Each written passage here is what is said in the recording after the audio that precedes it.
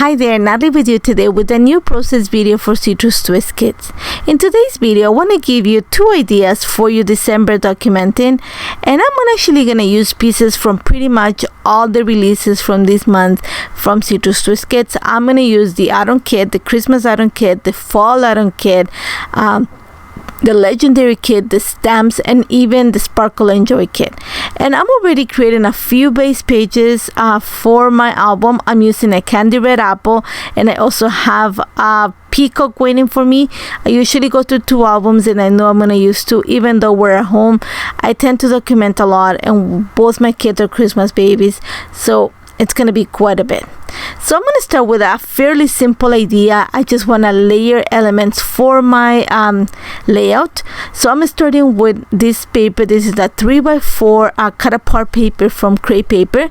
Part of the Christmas add-on kit is totally sold out.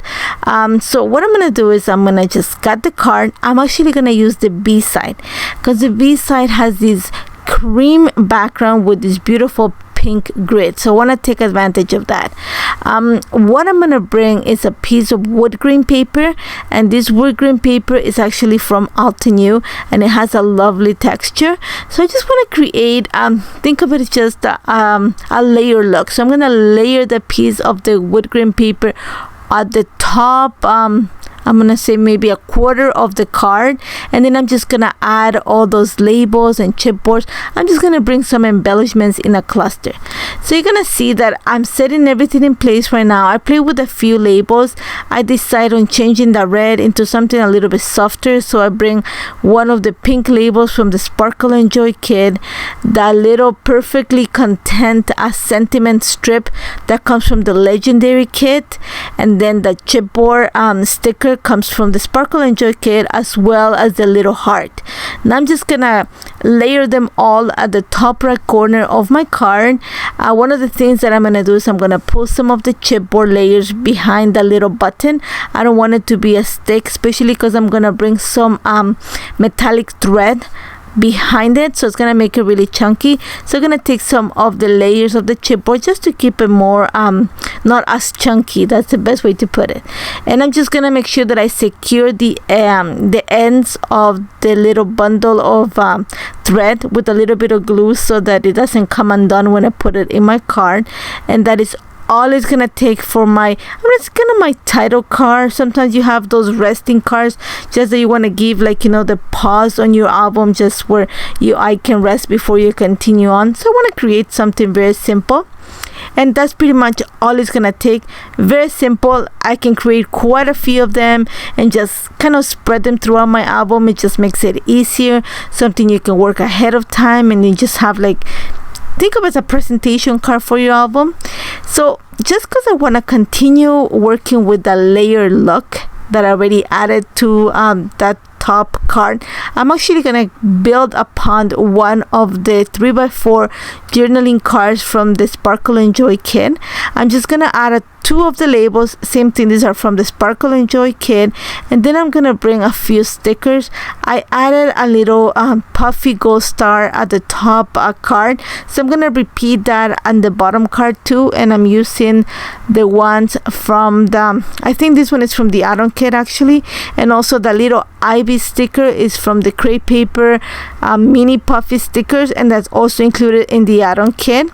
And that's pretty much all for my little kind of pocket side of my layout. Now for the larger part of the layout, I'm actually going to use the same paper that I used to create my little rest kind of title card. I'm cutting a 5-inch wide by 8 1/4 in height paper, the same paper that cream paper with the pink kind of grid.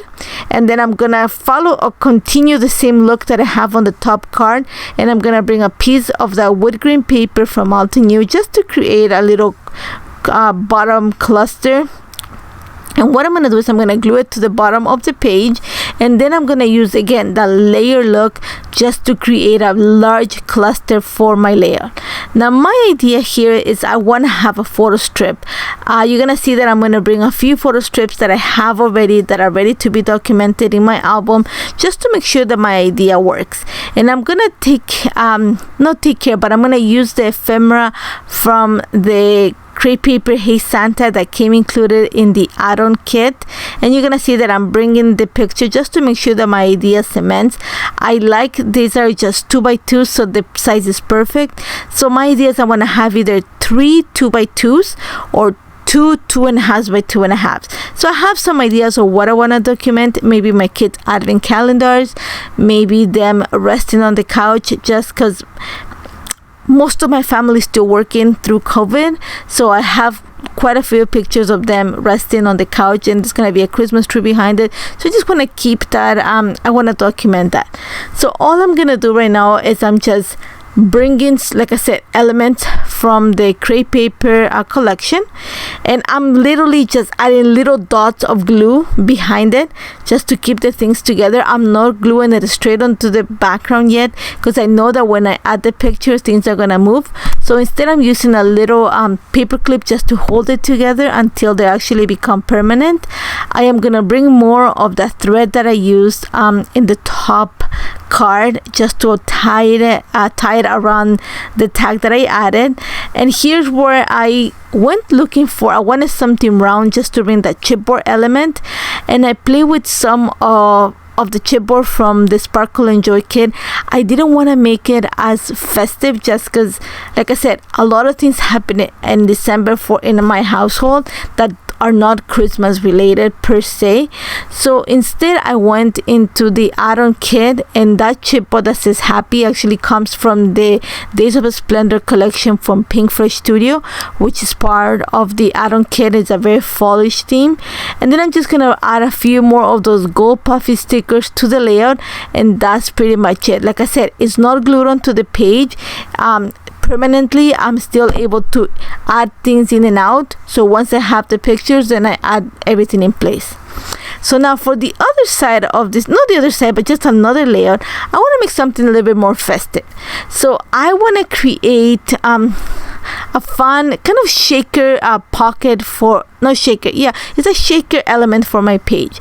So I'm starting with this dies from Altenew. These are the bold caps alphabet die from Altenew. And if you're gonna repeat this, you want to find an alpha that is kind of chunky. You want to have that space in your letters. So all I'm doing is, just because my alphas are around 2 inches in height, so I'm gonna leave around 5/8 of an inch from the top and the bottom, and all I'm gonna do is cut the word joy repeatedly 3 times. Now I'm gonna cut the top 2 kind of continuously. Then I'm gonna leave quite a little bit of empty space at the bottom of the second word joy, and then write the third die cut the third joy word. I want to use the space in between to add a title. So all I'm gonna do is, again, like I said, I'm just gonna use the dies and cut the word joy 3 times, leaving a little bit of space after the second cutout. Once I have that in place, I'm actually gonna start working on just creating the rest of my layout, and this is gonna be mostly based on my title page. So what I want to do is, I want to create a shaker element for the O's and the top and the bottom O. I want to have the middle one empty. So for that, I am bringing a piece of acetate, and I'm gonna just cut it and just cover the back of the top and the bottom O with it. So I'm just gonna go ahead, cut my little acetate and glue it straight onto the back of the O using a strong glue. I want to make sure that the acetate, it's completely stuck to the paper before I continue working. Once I have the acetate attached to my paper, I'm actually gonna come in with some foam sticker, and the first thing I'm gonna do is gonna create a little well. I'm gonna line the O around the O on the back side with the foam adhesive. That way I'm kind of creating a well with everything that I put here, especially sequin is gonna sit. So you're gonna see right now I'm just gluing the acetate, and then I'm gonna come in with foam adhesive just to create those little wells. I want to make sure that, especially behind the O's where I'm creating my shaker my shaker pocket in this case that I create, you're gonna see that I'm gonna just give it like a little rectangle behind the O's, and then the rest is gonna be covered in also foam adhesive so that I create an even surface. So my idea is I was thinking about leaving the J and the Y's just white, but instead I'm gonna bring some of that vellum quality. And this month's Christmas Atom Kit actually had a piece of vellum from crepe paper, so I'm gonna back the J's and the Y's, and it just coincides that all the J's are gonna be the ones that are gonna get some color in those little colorful polka dots, and the Y's are gonna be pretty much white, and that works for me. I don't mind the fact that it looks like that. So all I'm doing is I'm gonna cut strips of the vellum and just glue it straight onto the back of the paper, or the cutout in this case, where the J's and the Y's are set. And then I'm just gonna add the foam adhesive on top of it, making sure that I create the lift and everything is even. So once I have that in place, I realized that I wanted to add a sentiment behind the shaker pocket part of this, and I should have done this before I actually went ahead and started building the shaker pocket.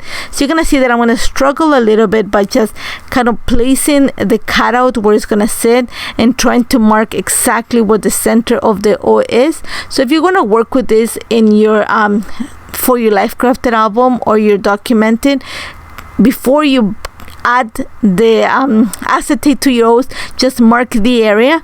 So what I'm gonna bring here is I'm gonna bring sentiments from the Legendary stamp set, and also from the TN stamp set. And there's one that says Breathe Joy, and the other one says Magic. So I'm just gonna stamp it repeatedly to the center of the O's. It says Breathe Joy at the bottom O, and I'm gonna add the word magic on the top O. And I'm just using, like I said, this is Altenew Obsidian ink. It's just really dark and really crisp, so I'm gonna make sure that the first time that I stamp is gonna be really dark, and then the other ones, because I'm using a second and third generation stamping, it just kind of fade away, which is what I'm going for. After that, I'm gonna keep my pockets pretty simple, so I'm just adding this white iridescent sequin, nothing with color. I just added a few of them, a few stars, and a few vellum hearts that I have on my stash. And after that, I'm just gonna glue the background. I'm gonna be very careful. And I forgot to tell you that the paper that I'm using for the base of this is actually from the Sparkle and Joy kit. It's a very nice soft grid, so perfect for what I have in mind.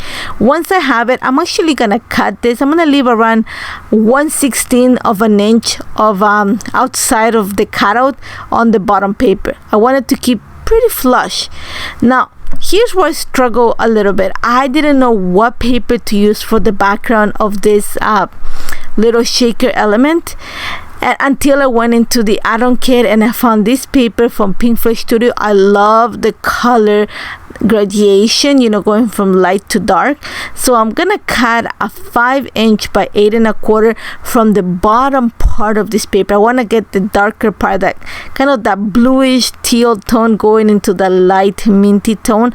I want to use that part, so I'm gonna make sure that I cut my background, and I'm gonna have to punch the holes by hand, just because I want to make sure that they're closer towards the edge, so that when I add my shaker element, I don't have to punch through it. So I had to play with it a little bit just to create that, and that's all it's gonna take for my shaker pocket. Now I'm gonna take off my little I'm gonna take care of the little O that I left empty in the middle. So I'm bringing the puffy stickers from the Sparkle and Joy kit. I'm gonna add a Christmas tree in the middle.